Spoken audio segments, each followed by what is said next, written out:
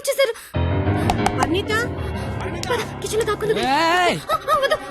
Bedroom bedroom. Parineeta cupboard లో దాక్కు. ఇప్పుడు అమ్మ బాబు వచ్చిన కిచెన్ లోకి వెళ్ళు, కబోర్డ్ లో దూరు, బెడ్రూమ్ లోకి వెళ్ళు. కొత్త ఐడియాలే రావా? కొత్త ఐడియానా? తలుపుతే పరిణిత.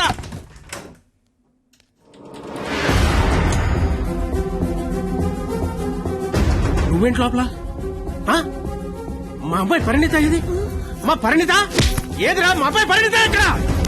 ఏదిరా మా అమ్మాయి? వర్ణిత నీతో గొడవ పడదామని వచ్చా. నువ్వు ఎక్కడంటే లోపలికి తొలిపేసుకున్నది. అరగంట నుంచి కొడుతున్నా, బయటికి రావట్లేదు. రమ్మందాన్ని పిలువు దాన్ని బయటికి. ఏం మాట్లాడుతున్నావు? ఆడపిల్ల ఒక్కతే ఉన్న ఇంట్లోకి వెళ్ళకూడదన్న ఇంగితం కూడా లేదా? నువ్వు చెయ్యెత్తితే నేను ఎత్తుతా. ఆపడానికి మా బాబు కూడా లేడెక్కడ. నీతో ఏంట్రా? పోలీసులకి చెప్తే నీ తాట తీస్తారు. ఆ టైంలో పోలీసులకి ఫోన్ చేయాలి, అదే కరెక్ట్. వాళ్ళు వచ్చి స్టేషన్కి పట్టుకెళ్తారు, మా ఫ్రెండ్స్ డబ్బులు ఇచ్చి ఇంటికి తీసుకొస్తారు. కానీ వాళ్ళు మాత్రం రోజు మీ ఇంటికి వస్తారు. అవసరమా నీకు తలకాయ నొప్పి? అసలే నీకు పెళ్లి కావాల్సిన కూతురుంది. అంటే నేను నిన్నేం చేయలేను అనుకుంటున్నావా? గవర్నమెంట్ ఎంప్లాయీని నేను తలుచుకుంటే 1వ తారీఖు జీతం తీసుకుంటావు, అంతకంటే ఇంకేం చేయలేవు. అదే నేను తలుచుకున్నాను అనుకో, ఏవన్నా చేయగలను. ఉదయం సాయంత్రం ఆఫీస్కి వెళ్తావు, దారంతా మాదే. సోమవారం శనివారం గుడికి వెళ్తావు, గుడి చుట్టూ మేమే. అంతవరకు ఎందుకు, ప్రతిరోజు మీ ఇంటి ముందు ఒక పేపర్ ఇసురుతాడు, అది తీసుకోవడానికి నువ్వు బయటకు వస్తావు. నేను నీ మీద పెద్ద రాయి ఇసురుతా. అవసరమా నీకు? అసలు నీకు పెళ్లి కావాల్సిన కూతురుంది. నువ్వు మా కాలేజీకి వచ్చి గొడవ చేసావు, నేను మీ ఇంటికి వచ్చి గొడవ చేశా. ఎక్కడతో వదిలేస్తే ఇద్దరికీ మంచిది. లేదనుకో, అవసరమా? నీకు అసలుకే పెళ్లి కావాల్సిన కూతురుంది.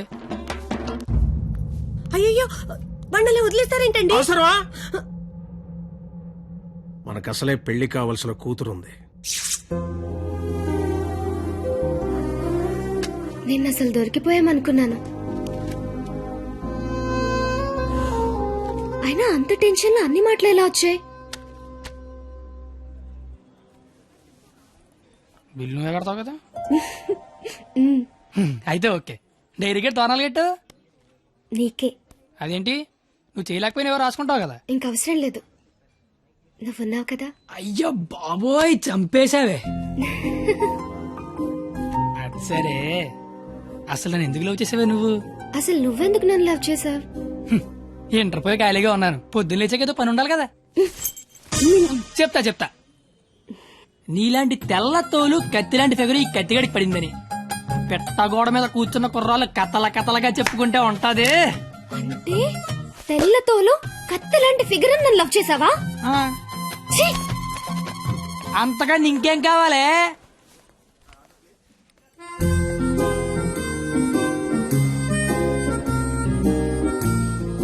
మాటికి అలా తిరిగి చూడకే, లేపుకి వెళ్ళిపోగలం. ఎలా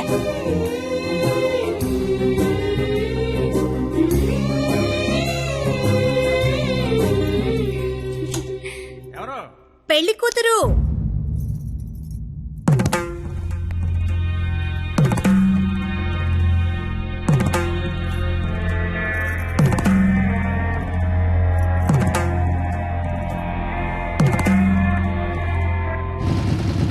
బండి ఆపరా. సరే, కత్తి, ఏమైంది? నాకు నా డైరీ కావాలి. డైరీయా? నువ్వు ఉండగా నాకు డైరీ అవసరం లేదన్నావుగా. నువ్వు ఇంకా నాకు ఉండవనిపిస్తోంది. సరే, నీకు డైరీ ఇస్తే అందులో ఏం రాసుకుంటావు? నాన్న నాకు ఎంగేజ్మెంట్ చేస్తున్నారు, నాకు ఇష్టం లేదని. ఇప్పుడు ఎక్కడి నుంచి మాట్లాడుతున్నావు? చీర కట్టుకొని రమ్మని గదిలోకి పంపించారు. కట్టుకున్నావా మరి? లేదు. అయినా నేనేం చెప్తున్నా, నువ్వేం అడుగుతున్నావు? లవ్ చేసుకునే విషయం బొమ్మకి తెలుసా? ఆ బండ దానికి తెలిస్తే ఏంటి, తెలియకపోతే ఏంటి? మా ఫ్రెండ్స్ కూడా నేను లవ్ చేసినంత నువ్వు లవ్ చేసావని తెలియదు. అయితే ఇంకా కాలేజీలో సీనియర్స్ కి కాఫీ షాప్ వాడికి లైట్ గా తెలుసు. ఇంకా మీ కాలేజీలో స్వీపర్స్ కి వాచ్మెన్ కి డౌట్ ఉంది అనుకుంటా. ఏం మాట్లాడుతున్నావు కత్తి? ఫస్ట్ నుంచి మీ నాన్న కూడా నా మీద డౌట్ ఉంది కదా, మరి నా పేరు బయటకు వస్తుందేమో అని. ఏమవుతుంది అంటే రేపు నీకు పెళ్లి ఇష్టం లేదని సూసైడ్ చేసుకున్నావు అనుకో, మన విషయం బయటకు వస్తుందా రాదా అని. నేను ప్రేమించుకున్నామని నీకు నాకు తప్ప ఎవరికి తెలీదు. నీ పేరు బయటకు రాకుండానే సూసైడ్ చేసుకుంటాను, పెళ్లి చేసుకుంటాను.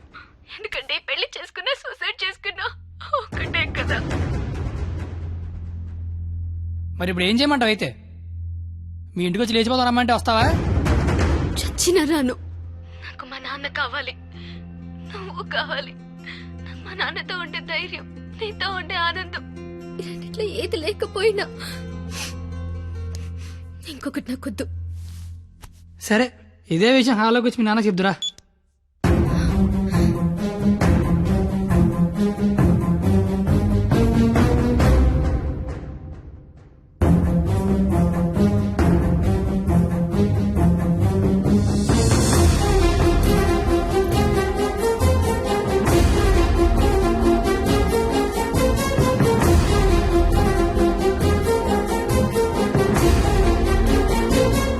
పోరా బయటికి. నేను ఇంకా మ్యాటర్లోకి రాలా.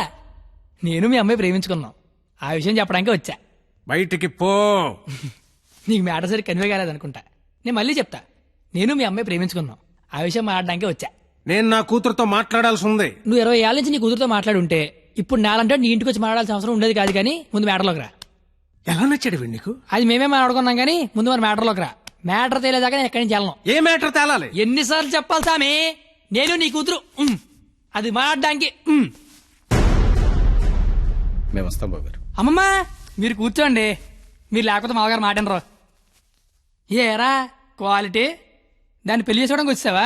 ఏ అతనికే ఇంజనీరింగ్ చదువుకున్నాడు, అమెరికాలో జాబు, ₹1,00,000 జీతం, క్వాలిటీ జీవితం. ఇది ఆడపిల్ల తండ్రి కోరుకునేది. నువ్వు ఉన్నావు. నాకు 20 ఏళ్ళు వచ్చాక అమ్మాయి నచ్చుద్దని, దానికో బాబు ఉంటాడని, ఆడికి లోక జ్ఞానం లేకపోయినా పర్లేదు ₹1,00,000 తెచ్చి అల్లుడు వస్తే చాలని. నాకు చిన్నప్పుడు తెలియదు కదా మావా. తెలుసుంటే చిన్నప్పుడు చదువుకునేవాడినేమో, మంచి ఉద్యోగం తెచ్చుకునేవాడినేమో. నాకు అప్పుడు తెలియదు కదా. ఇప్పుడేంటి అది మాట్లాడుకుందాం. అదిగో మాట్లాడలేదు మీరు. ఇంట్లో శుభకార్యం జరుగుతుంది, నిండా బంధువులు ఉన్నారు. ఆ ఇంటి యజమానికి ఒక గౌరవం ఉంటుంది. వాళ్ళ ముందు ఏం మాట్లాడాలి ఏం మాట్లాడకూడదో తెలియనోడితో మాట్లాడాల్సి వస్తుంది చూడు. అందుకే మాట్లాడలేకపోతున్నా. పాయింట్ నెంబర్ 1, ఇంట్లో జరిగే శుభకార్యం కాదు. పాయింట్ నెంబర్ 2, ఇంట్లో ఎవడుంటే నాకేంటి. పాయింట్ నెంబర్ 3, ఇప్పుడు నీకు నీ గౌరవం ఉంది, కానీ తెల్లారితే నీకు నీ కూతురు ఉండదు. ఇష్టం లేని పెళ్లి చేస్తున్నావు, చచ్చిపోద్ది. నీకు నీ గౌరవం ఇంపార్టెంటా కూతురు ఇంపార్టెంటా? 6 నెలల క్రితం పరిచయం నేనే నీ కూతురు గురించి ఆలోచిస్తున్నాను. నువ్వు గౌరవం గురించి ఆలోచిస్తాను సంబంధం ఏంట్రా? ఏంటి నీ ప్రాబ్లం ఏంటి? ఇంట్లో అరకలు కోడి మాంసం తెచ్చాను, వెళ్ళేసరికి మా నాన్న ఉంచుతాడే తినేస్తాడని చిన్న టెన్షన్. లేకపోతే వచ్చిన దగ్గర నుంచి నేను నీ కూతురు ప్రేమించుకున్నా మొర్రో అంటే మళ్ళీ నీ ప్రాబ్లం ఏంటి అంటావేంటి? ఇలా అంటే అలాగా ఎదవని ఇంటికి తీసుకొచ్చిన ఏ మీ ఆవిడ మీద చేత నీ కోపం చూడు, మా ఆవిడ మీద చేత నా కోపం రాదా? అది నా కూతురు, నా ఇష్టం. ఏ కూతురు ఇష్టం అంటే నీకు తెలియనప్పుడు కూతురు మీద నీ ఇష్టం ఏంటి? కూతురు మీద లెక్కలేనంత ప్రేమ ఉంటది, కానీ కూతురు ప్రేమ అంటేనే లెక్క ఉండదు. ఇవన్నీ కాదు సార్. నేను మీ అమ్మాయి ప్రేమించుకున్నాం. నాకు తెలిసి నేనంటే మీకు ఇష్టం లేదు. ఏం చేస్తే నచ్చుతాను అది చెప్పండి. ఏం చేయడానికి నేను రెడీ.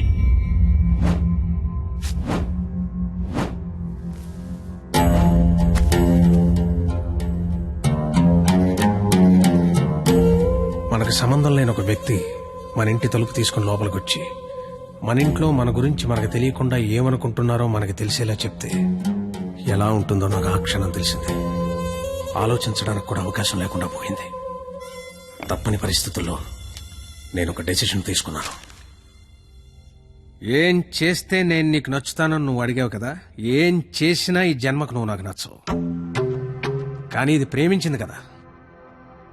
మీ పెళ్లికి నేను ఒప్పుకోవాలంటే 1 నెల రోజులు నా ఫ్యామిలీని నువ్వు పోషించాలి. ప్రతి రూపాయి నీ కష్టార్జితం అయి ఉండాలి. దానికి దీనికి సంబంధం ఏంటో నాకు అస్సలు అర్థం కావట్లా. నీకు అర్థం కాదులే. నీకు అర్థం కాదు. ఒక ఆడపిల్ల తండ్రిగా నాకున్న ఒకే ఒక్క బాధ్యత ఏంటో తెలుసా? నా కూతురు నా చేతికొచ్చిన క్షణం నుంచి ఎంత జాగ్రత్తగా చూసుకున్నానో అంతే జాగ్రత్తగా చూసుకుంటాడన్న నమ్మకం ఉన్న ఇంకోటి చేతిలో పెట్టడం అది తప్పు కాదుగా. అందుకే 1 నెల. ఎందుకంటే 1 నెల పోషించలేని వాడివి జీవితాంతం పోషిస్తావని నేను ఎలా నమ్మడం. అంతేకాదు, ఈ నెల రోజుల్లో నా కూతురు ఇష్టాలేంటి, దాని అలవాట్లేంటి, వాడే వస్తువులేంటి, వాటికయ్యే ఖర్చులేంటి, నీ స్థాయి ఏంటి అని నీకు తెలుస్తుంది. నీ స్తోమత ఏంటని నాకు తెలుస్తుంది. ఏంటి ఏ మాట్లాడమే ఒబ్బనేసరికి మాట పడిపోయింది చూసారా బాసు. మనసున్న ప్లేస్కి మనీ ఉన్న ప్లేస్కి దూరం అంగుళం మాత్రమే. పాపం లోపల ఉన్న మనసేమో నేను బయటకు వస్తా అంటది. కానీ బయట ఉన్న మనీ ఏమో నన్ను లోపలే ఉంచు ఎవడేమైపోయినా పర్లేదు నన్ను లోపలే ఉంచంటది. నేను పందానికి రెడీ. గెలిస్తే నీ కూతురు నాకు ఇచ్చి పెళ్లి చేయాలి. ఓడిపోతే నా కూతురు లైఫ్ నుంచి నువ్వు వెళ్ళిపోవాలి. ఇంకో విషయం, ఓడిపోతే నువ్వు నా కాళ్ళు పట్టుకొని క్షమాపణ చెప్పి వెళ్ళాలి. గెలిస్తే నా కాలు కడిగితే నీళ్లు చల్లుకోవాలి. అయితే 1వ తారీఖు 1వ సెకండ్ నుంచి 31వ తారీఖు ఆఖరి సెకండ్ వరకు ఇంట్లో ఖర్చు అయ్యే ప్రతి రూపాయికి నేనే జవాబారి అని ఇందులో రాసి సంతకం పెట్టు.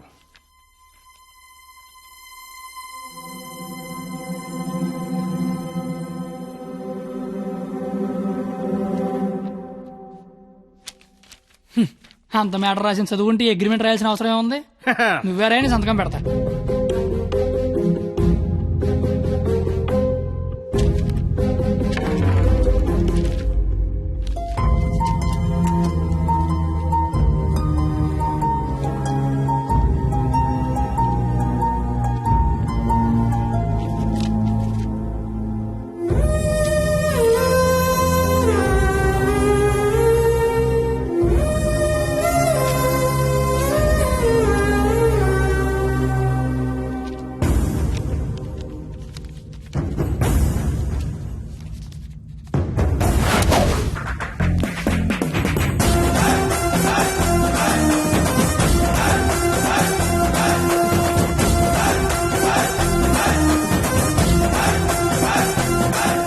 నెలంతా ఖర్చు పెట్టి పోషించడం పెద్ద కష్టమేమి కాదేమో. పోషించలేనంత ఖర్చు పెట్టించడం కూడా పెద్ద కష్టం కాదేమో. మాయర్ ఇప్పటిదాకా నాలో క్వాలిటీనే చూసా. వస్తాను మాయర్.